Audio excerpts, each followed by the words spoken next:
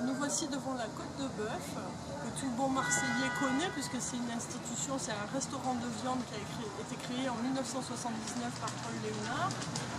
Donc il a été connu pendant des années pour l'excellence de sa viande et puis pour sa cave qui est vraiment extraordinaire, on y trouve des joyaux.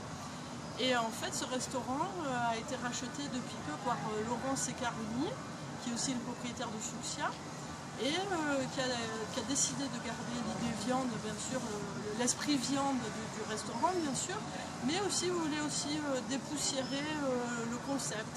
Donc en plus de la viande, des côtes de bœuf, Angus, Bavière, les entrecôtes, toutes cuites au feu de bois, on peut désormais trouver des plats végétariens, des salades qui pourront convenir en fait à des personnes plus jeunes, à des jeunes femmes sportives, à des personnes végétariennes.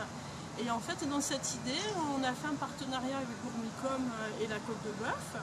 Donc en fait, pendant une semaine, vous pourrez déguster une suggestion qui a été faite par Gourmicom.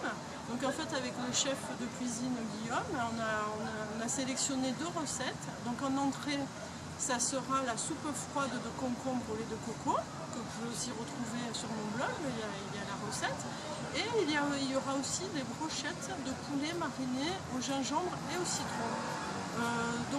Elles ont été testées et approuvées. Voilà, donc là maintenant nous allons rentrer, comme ça vous allez pouvoir voir l'ambiance, comme c'est sympathique et convivial.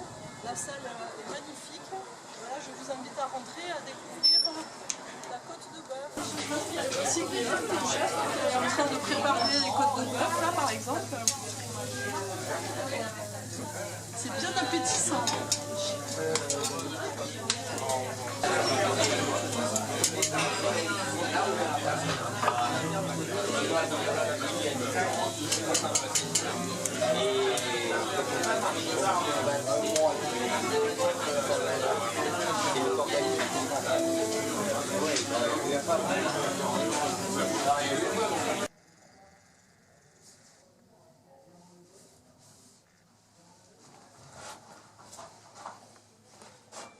Alors Laurent, nous voici dans la cave. Est-ce que tu pourrais nous expliquer un peu toutes ces merveilles?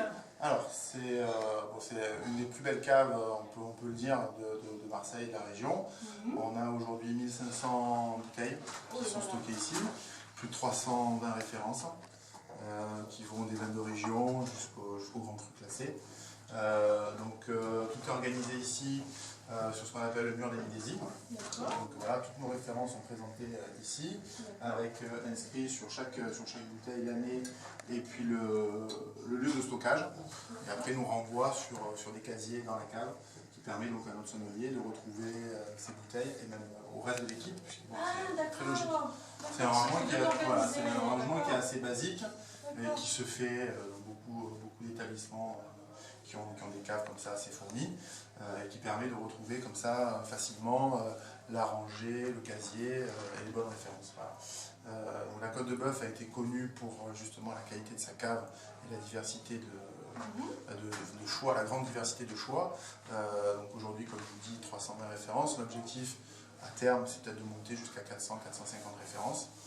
Voilà, on a recruté un deuxième sommelier qui vient en renfort de Fabrice, qui est le sommelier historique de la Côte de Bœuf. On est ouvert tous les jours et ça nous permet d'avoir un sommelier tous les jours pour chaque service présent dans le restaurant pour conseiller la clientèle. Et dis-moi quelles sont un peu les tranches de prix par exemple? La tranche de prix, ça va de 26 € à 5 000 €. Oh là là, voilà. D'accord. Voilà, le 26 €, c'est ce qu'on appelle le vin du mois, c'est la sélection de la maison, du sommelier, en fonction du moment, en fonction de la saison. Là, on rentre sur l'été, donc on a évidemment le rosé qui arrive sur nos tables. Donc voilà, on a fait plusieurs choix de rosé qu'on a sélectionné pour la saison, qu'on va rentrer dans notre carte, à des prix compétitifs évidemment. Et après, on garde certains crus comme le Pétrus, le cru bordelais, voilà, Pétrus, Château-Latour, Cheval Blanc, on a des beaux Bourgognes aussi, voilà, et on arrive à des sommes assez importantes parce que c'est des vins d'exception qui nécessitent aussi une explication, une présentation. Voilà.